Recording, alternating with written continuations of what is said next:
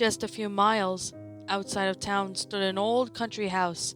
It had been converted into a daycare where parents would drop off their kids for the day and pick them up in the evening. However, said daycare had been out of business for a few years now. There was a sign posted in the front yard, just about a few feet from the house, that read, Happy Sun Daycare, with a drawing of a cute looking cartoony sun painted on it. In the fenced-in backyard stood a playground equipment that had since fallen into disrepair and had begun to rust. A slide, a couple of swing sets, some monkey bars, and a merry-go-round. Once were covered by swarms of children as they ran and played in the outdoors. They had since become perches for the local birds and squirrels and were swarmed by ants rather than children. I decided to write a report on the Happy Sun Daycare for a news blog I work for. For one thing, several of the citizens today had gone to that daycare. I figured it might make an interesting story to read about their experiences and if it were affected their life in a way. The other reason wasn't so quite innocent. There had been always concerned parents who would fret over leaving their child in the hands of someone else's care. The constant worry of how safe their sons and daughters were, especially all the horror stories posted online about various daycare related tragedies. For my report, I decided that I would interview both employees and the people who had gone to that daycare as children. I wanted to get as many different points of view as possible so that I wouldn't seem too terribly based, of course. I agreed to not use their real names for the sake of their privacy. The first person I interviewed was a middle-aged woman who looked to be after the infants at the daycare. For her sake of her privacy, we'll just call her Margaret. "What is it like working at the daycare?" I asked her. She replied, "Oh, it wasn't anything too spectacular. Just your typical day of working with children, or babies in my case." "I see," I told her before I asked. "Have you had any problems while working there?" Margaret shook her head. "With babies, of course not. They would be fussy, but they weren't any trouble at all. The children were another story." This piqued my interest. Were the children attended at Happy Sun Daycare too much for the employees to handle? Or would it be there were the causes of abuse that go on and have been kept secret until now? I had to find out. "Why might not that be?" I asked. "Well," Margaret paused for a second, though, as if she was apprehensive about speaking to me. "There was a few times where I heard muffled squealing. No, not squealing, screaming.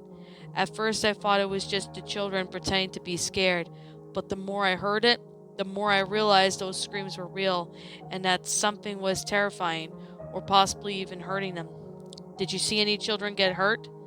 Margaret nodded. Most of them were just typical scrapes and bruises you expect to find on a child who fell in playing or bumped his head while trying to show off to his or her friends. Some of them even though seemed off to me. Every so often I would see a child walk past on their way to the nurse's office, and each time I looked, the child looked like he had been scratched or bitten. Children scratched or bitten? That would be an alarm for anyone. Perhaps some wild animal had decided to make its home near the daycare, and curious children had gotten too close. Maybe a stray dog wandered into the playground and some poor kid unknowing wanting to pet it.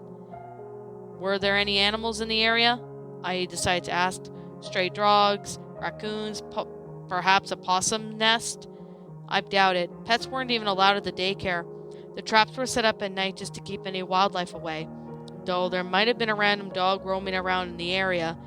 Margaret shook her head. I pointed it out. Perhaps it was the dog that had bitten on those children. "Oh, and I only heard the dog," she told me, and I had never actually seen it. And all I had heard there were the occasional growl, snarl, or howl. So Margaret had only heard what sounded like a dog. I wouldn't rule out the possibility that perhaps she had mistaken the same noise that she heard of the dog. Maybe she had heard some children that were only pretending to be dogs and mistook them for a real one. Or maybe she had heard the wind and thought of it was a howl. If that were the case, that would explain the scratches and bites she saw in some of the children. It wasn't too out of the realm of possibility that a child could have simply scratched his or her arm on the branch of or part of the fence by accident. With what sounded like a dog's growl to her, Margaret could have reached to the conclusion that the children were being attacked by some sort of stray canine. Still, I had to learn more about the daycare. With the possibility of a cover up regarding a series of dog attacks, I figured that the next person to interview may be one of the attendees. Perhaps one of them would have a childhood memory that could potentially shed some light on what Margaret had mentioned. After doing some background checking, I managed to find a young man who went to Happy Sun Daycare. He was around 5 or 6. Let's just call him Scott. I found Scott working at the local butcher shop. I had to wait until his shift was over before I could start the interview. Luckily, it wasn't too long of a wait, and it gave me some time to consider what to ask him. "Do you remember anything about Happy Sun Daycare?" I asked.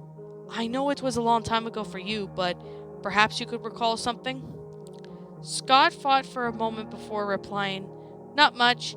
I was only 5, maybe 6 when I went. I could just remember just doing what kids do at that age. Play, finger paint, watch cartoons, that kind of stuff." I nodded. "Were you a good kid?" "For the most part," he admitted. "Occasionally I get into some trouble. Nothing too serious though, just your typical kid fussiness. Not wanting to take naps, refusing to eat veggies, that sort of thing." "I see," I replied, as I wrote down what he told me on the notepad. "And was the daycare fair in how they disciplined you?" Somewhat. All I ever got was a scolding and the occasional timeout.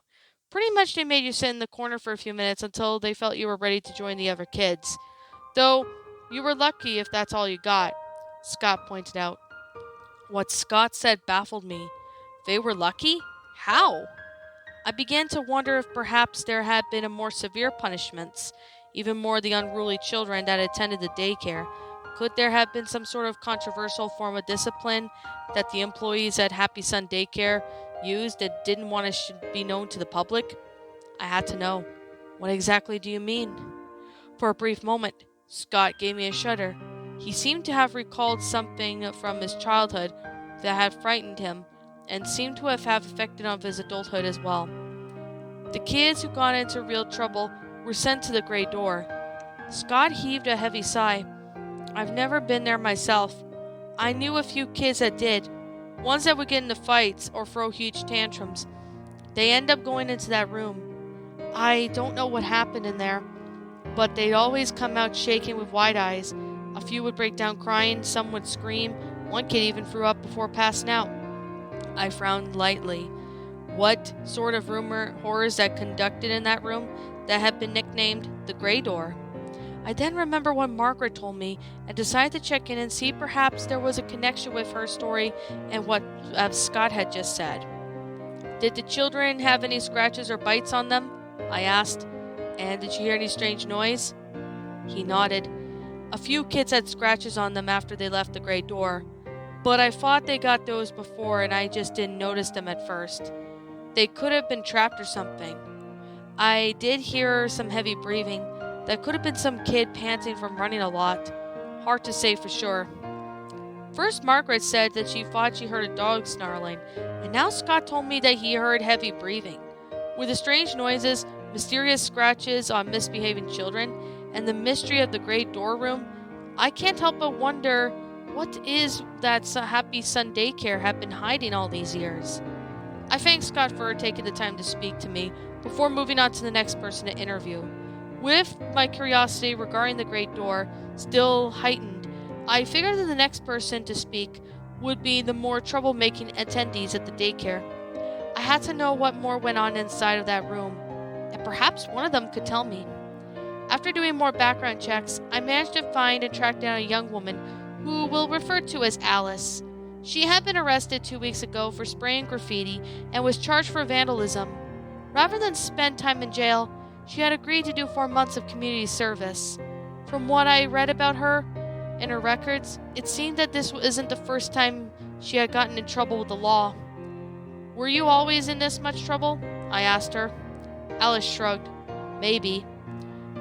It wasn't as easy how it should be to get the answers I wanted from her. She seemed like the type who would only cooperate if either she would get some sort of advantage from it, or if it meant less time behind bars. I needed to know about Happy Sun Daycare. I pointed out to her. Do you remember anything about the gray door? For a brief second, a hint of fear flashed in her eyes. Her face became pale as a few beads of sweat trickled down her forehead. That was a long time ago, Alice pointed out. I replied, surely you must have remembered something. Records show that you were 10 when you attended. Are you sure you can't recall anything? Alice took a few deep breaths and began to regain her composure. If the mere attention of the gray door room was enough to put fear in her after all those years, I couldn't help but dread of what horrors that she possibly have experienced.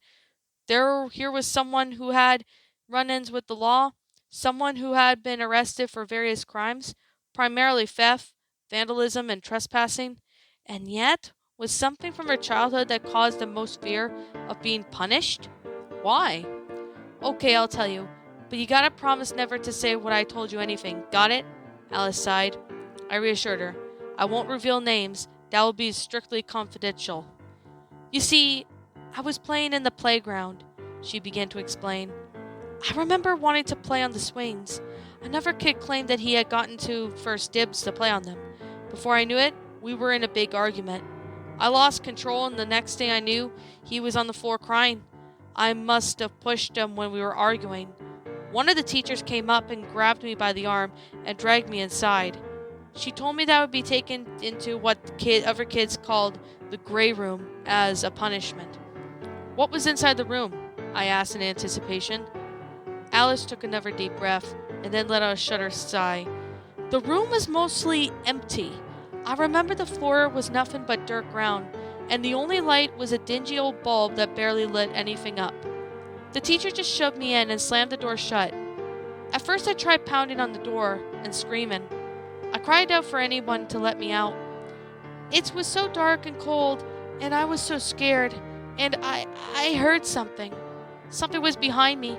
I turned around, and I remember screaming louder than I ever screamed in my life. I frowned in concern. What did you see? It was a dog, or at least I think it was a dog. She choked back a few tears. I didn't get a good look at it since it was all dark. All I remember is that the biggest, ugliest dog I had ever seen. That thing had glowing yellow eyes, huge sharp teeth. It was covered in black, shaggy fur. And before I knew it, it snarled and lunged at me. I ran as fast as I could, screaming and begging for anybody to come and save me. It grabbed onto my skirt with its teeth and tried to pull me towards it. I tripped and fell, but I managed to kick it in the face a couple of times to get it to let go. Then it lunged at me again. But luckily for me, the door finally opened. One of the teachers pulled me out of the room and slammed the door shut before the dog could get me again. So there was a dog after all. All the stories were starting to come together.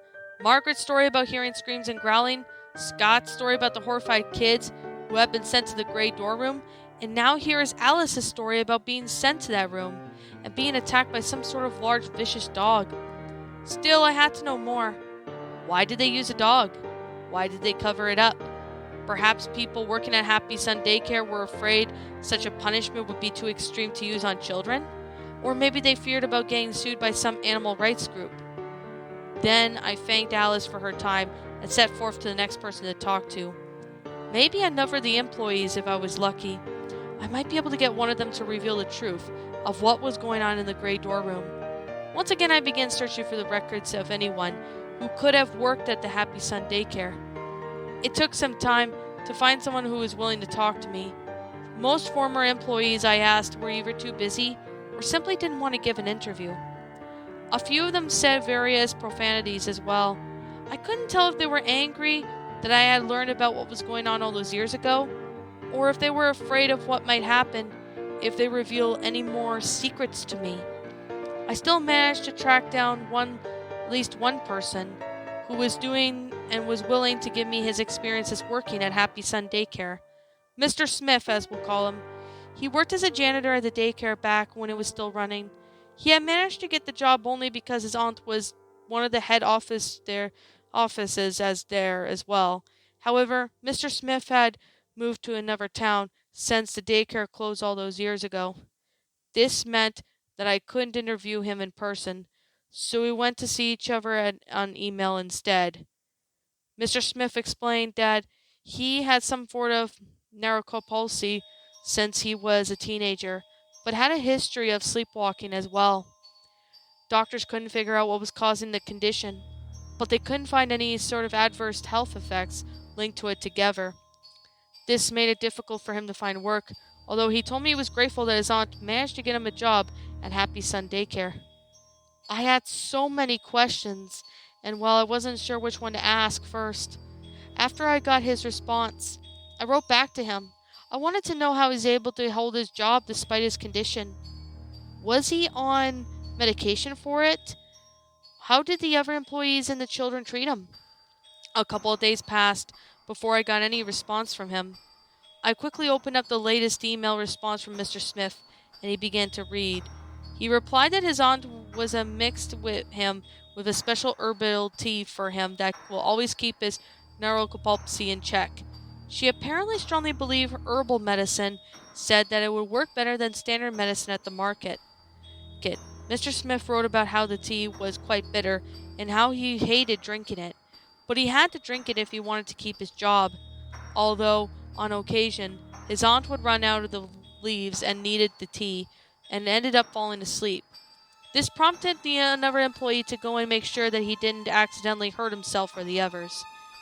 As for now how the others treat him, Mr. Smith explained that the letter for the children were generally nice to him. Most of them were quite curious and would ask him a lot of questions while he worked. A few generally act as a nuisance, but he didn't really recall any of them being too much trouble. On the other hand, the other employees seemed to have a sense of uneasiness around him. He explained on how they seemed to be sounding extremely cautious around him. He also pointed out that his aunt always keeps a close eye on him. He wasn't so sure if this was due to his condition or some other reason, though. This just caused some questions in my mind. Why were the other employees uneasy around him? Was it because he was a nephew of one of the higher-ups? Or was there another reason? And there was a matter of this aunt keeping a close eye on him. Maybe they were trying to keep the whole issue regarding the great door room a secret from him? Perhaps they were afraid that he would find out about the dog and would contact the police. I had to know if he knew anything about the room. Quickly I wrote a reply and asked if he knew anything about the large empty room and children being attacked by some sort of large dog. A couple of days passed before I got another response from Mr. Smith. I opened up the reply and began to read. He said that he didn't remember any sort of dog at the daycare. In fact, he pointed out that the animals weren't allowed on the property and that he would set up traps to keep out the squirrels and mice out. His aunt was very strict about no pets being allowed as well, most likely due to the potential allergies kids might have. Mr. Smith explained in his reply that perhaps the dog that Alice claimed that attacked her was just someone's cheap-looking dog costume. And that room was barely lit, so the kids wouldn't realize it was fake. And the scratches and bites were just the results of them tripping, accidentally scratching themselves on some dirt. To my surprise, he had been in that gray room himself several times as well. Strangely, he pointed out that there were ways that when he didn't had any tea to drink, he would wake up in that room. He wasn't sure if anyone had simply moved him, or he could sleep there without being anyone else's way, or if he'd been sleepwalking again and just stumbled there by mistake. Mr. Smith explained that room was originally going to be a large storage closet for various arts and crafts related supplies, but it was never finished due to budget cuts. He wrote his reply that his aunt didn't want the area to go to waste, so they only decided to use it as a means to punish misbehaving children.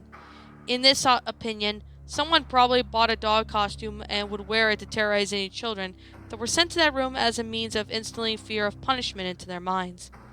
I sent one last email to Mr. Smith, thanking him for taking the time to reply to my messages.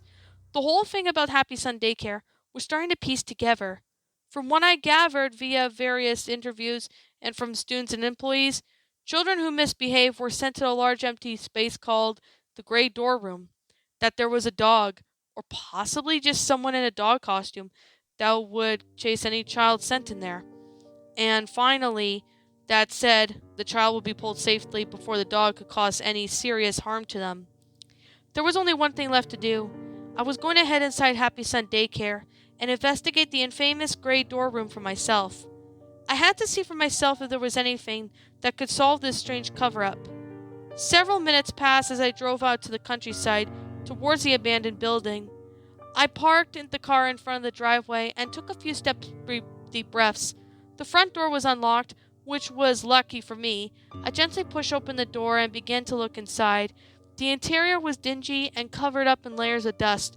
Cobwebs spread over various desks and chairs that had not been used in quite some time. A musty smell filled the house and mixed with the odor of feces and urine from the rats that now made a place their home. It was nauseating, to say the least. I explored several different areas.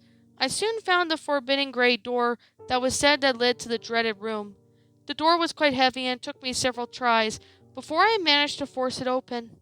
Just like how Alice had described, the room was dark and empty, with dirt on the floor and a dingy bulb. Said bulb had burned out long ago, so I had to use an old desk to prop up the door in order to see anything. I could see faint bloodstains on the ground and on the wall, but I couldn't tell who or what the blood belonged to. There was also this strange markings on the wall as well. I took a closer look, and I could have sworn they resembled claw marks of some sort. As I continued to examine the room, I noticed various footprints in the dirt. Many were faded or have been trampled over by one another, but I still could make out a few. Most of them were footprints of children. They looked like children had been running away from something. There was another distant set of footprints that caught my attention. I examined them closely.